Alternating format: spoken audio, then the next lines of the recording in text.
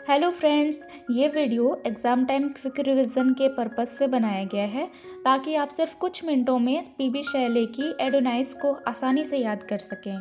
तो चलिए शुरू करते हैं। आप इसका स्क्रीनशॉट भी ले सकते हैं। इंट्रोडक्शन देखते हैं। एडोनाइस एक पैस्टोरल एलेजी है, यानी ऐसी कविता जिसमें किसी प्रिय व्यक्ति की मृत्यु पर शोक व्यक्त किया जाता है। इसे शैले ने 1821 में लिखा था, जब रोमांटिक पोएट जॉन किट्स की मृत्यु हो गई थी। कविता का नाम एडोनिस नामक यूनानी देवता से लिया गया है, जो युवा अवस्था में ही मर गया था।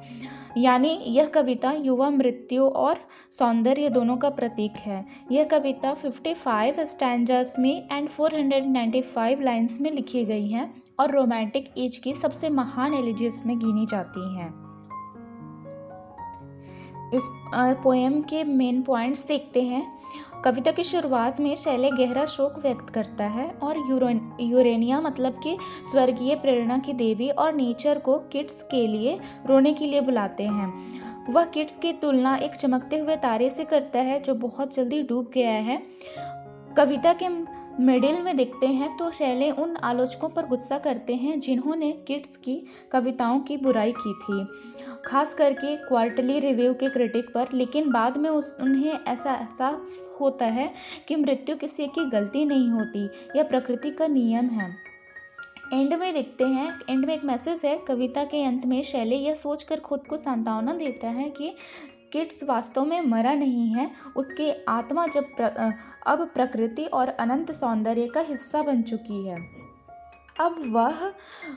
अब वह होमर, डांटे और मिल्टन जैसे अमर कवियों के साथ जगमगा रहा है। शैले को यह भी महसूस होता है कि उसकी अपनी मृत्यु निकट है और वह भी किट्स जैसे अमर कवियों के संसार में जाना चाहता है। और इस पोएम के अब कंक्लूजन देखते हैं।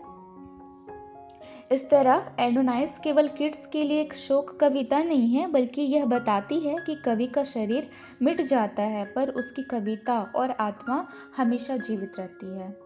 सो guys, I hope you like this video and मैं और भी ऐसी शॉर्ट समरीज लाऊंगी। So thank you.